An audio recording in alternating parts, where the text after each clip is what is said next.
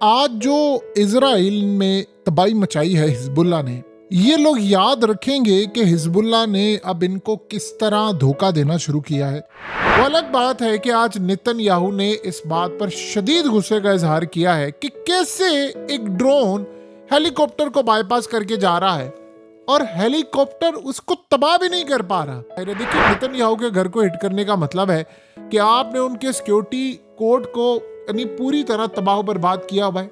और सबसे बढ़कर जो मामला है कि नेतन्याहू का घर महफूज नहीं है तो बाकी आम लोगों का घर कैसे महफूज है। सही बात है। हेलो दोस्तों, मैं आपका दोस्त Syed Ali RP news reaction RP में आपका बहुत बहुत स्वागत है।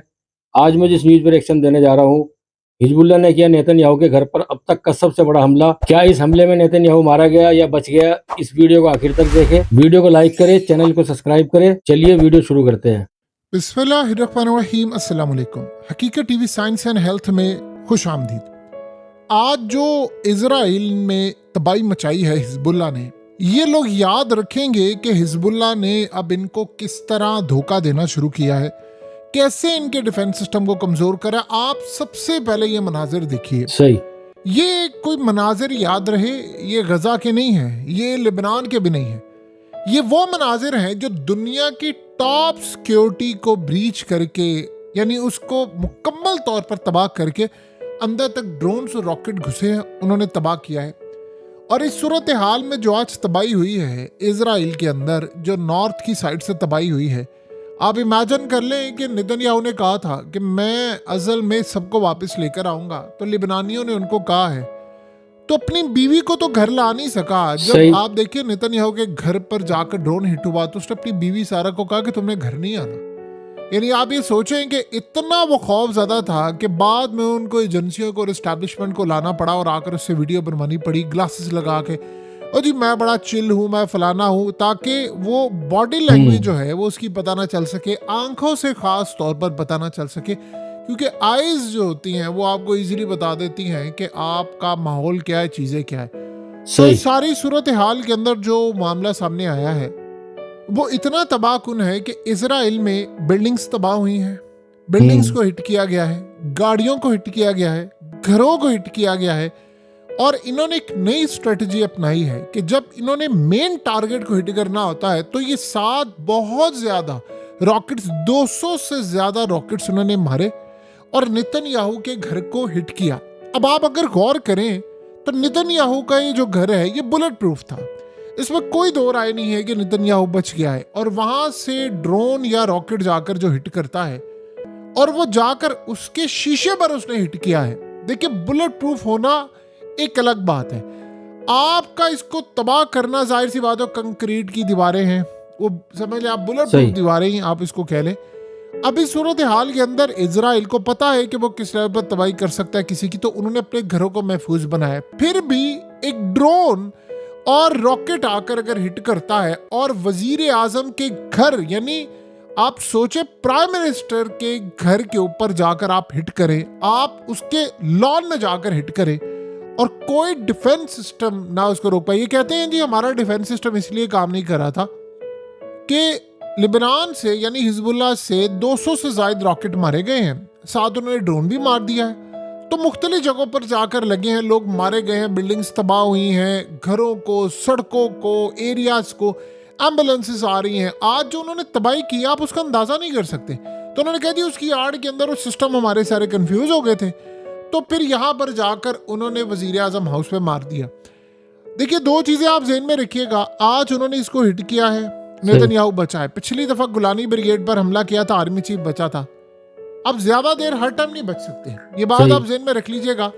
एक टाइम ऐसा आता है कि आपको या तो तबाही का सामना करना पड़ता है। देखिए, इसराइल की खुशकिस्मती ये है कि वहां पर अंदर बैठे हुए जो लोग हैं वो असल में उस तरह नहीं है जैसे ईरान के अंदर है, लेबनान के अंदर है, या फलस्तीन में है, गजा में है, हमास के पास है।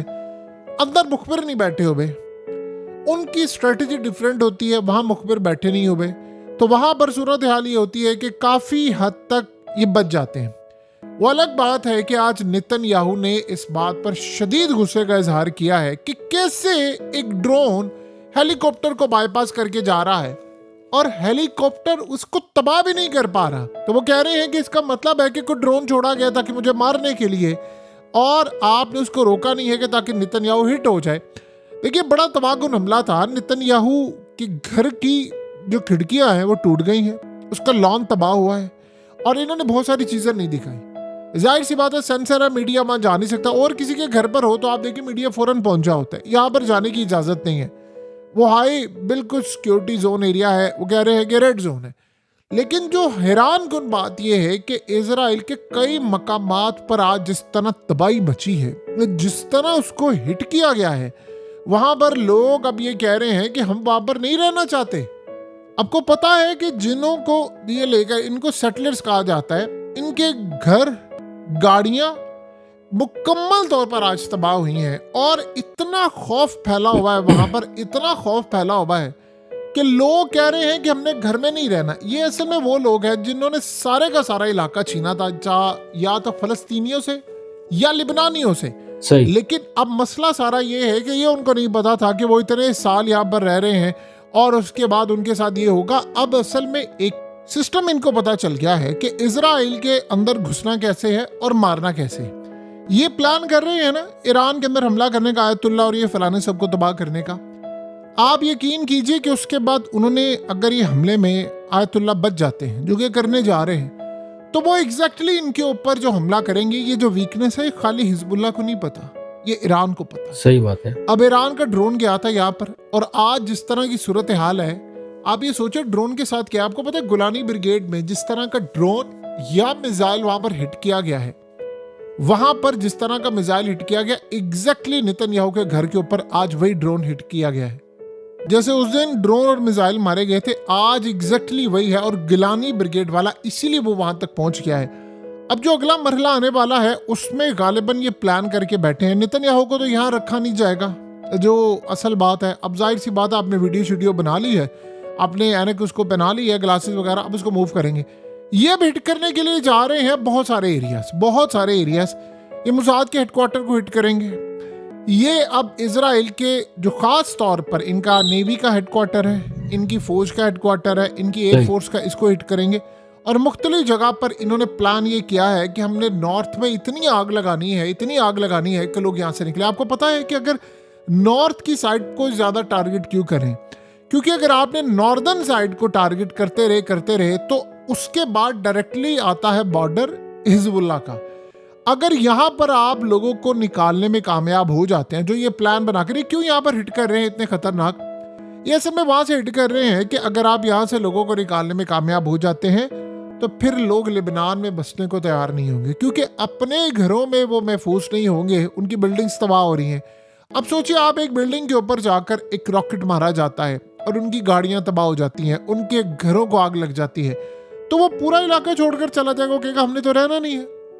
जाहिर सी बात है, जब आप एरियाज को छोड़कर चले जाते हैं, जब आप इलाकों को छोड़कर चले जाते हैं, तो आप कैसे कन्विंस कर सकते हैं कि हमने हिजबुल्लाह के इलाकों में जाकर रहना है, हमने फलाना रहना है। क्योंकि प्लान तो ये बनाकर बैठे हैं कि जी हमने वहां पर आपको अपार्टमेंट्स बनाकर देंगे और आपको स्काई विलास देंगे, आपको पेंट हाउस देंगे।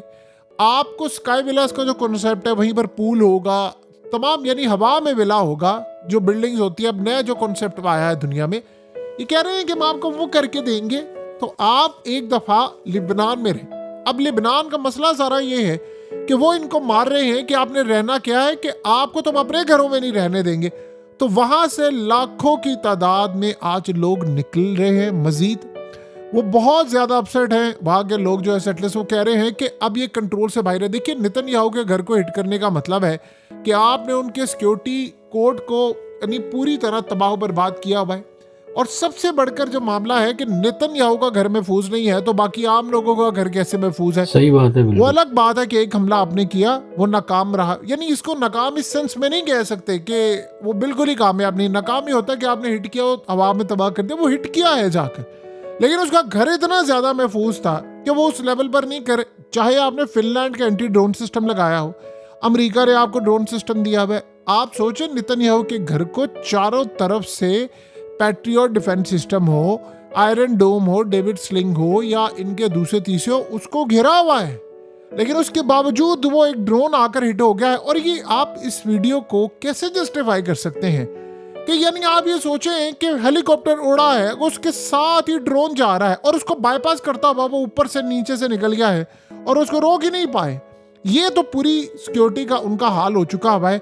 देखिए, अगर इनके पास कोई हाई लेवल के मिसाइल चीजें हो तो आप सोचो जिस तरह खंडर इन्होंने गजा को किया है, लेबनान को किया है, ये एग्जैक्टली इजराइल को कर देंगे खंडर। लेकिन मसला ये है कि इसे कोई सप्लाई दे नहीं पा रहा सिवाय ईरान के, और ईरान में भी सप्लाई तब तक मिल रही है जब तक आयतुल्लाह अली खामनाई जिंदा है। जिस दिन उस बंदे को कुछ हुआ, आप देखेंगे निचली सारी की सारी क्यादत कॉम्प्रोमाइज है ऑलरेडी। ये लोग सिर्फ भड़के मारेंगे, कोई ताबू नहीं करेंगे। आप एक बात बताएं, इतना कुछ हो गया है, इतना कुछ हो गया है पिछले को 1.5, 2, 3 महीनों में कितने लोग मारे गए हैं। कितनी दफा आपने ईरान की लीडरशिप से बातचीत सुनी, हम ये कर देंगे, वो तब बात करते हैं जब आयतुल्लाह अली खामनाई बात करते हैं। तो अब उनका प्लान ये है कि हमने बिल्कुल आनी हाथों से इनसे निपटना है। ये तैयार बैठे हुए हैं ईरान के ऊपर हमला करने के लिए, वो भी इनको जवाब देने के लिए तैयार है। आज इसराइल का सिक्योरिटी सिस्टम इस लेवल पर जाकर गिरा है कि उनको खास तौर पर जो आते हैं रॉकेट्स और चीजें, वो मिस होना शुरू हो गई हैं।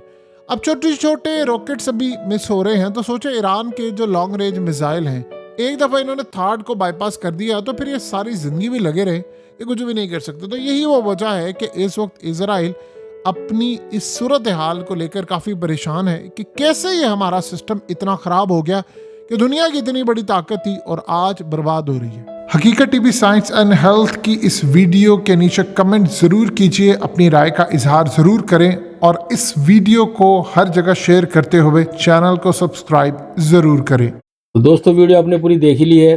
उम्मीद करता हूँ वीडियो आपको पसंद आई होगी और आपने देख ही लिया है कि हमले में कितना नुकसान हुआ है, और इंशाल्लाह उम्मीद करता हूँ इससे भी ज्यादा नुकसान इजराइल का होगा, वहां पे तबाही और बर्बादी बहुत ज्यादा होगी। तो वीडियो को लाइक करें, इसी तरह की वीडियो देखने के लिए चैनल को सब्सक्राइब करें और कमेंट में हमें लिखकर जरूर बताएं वीडियो आपको कैसी लगी है, और वीडियो को ज्यादा से ज्यादा शेयर करें। मिलता हूँ नेक्स्ट वीडियो में, तब तक के लिए खुदा हाफिज।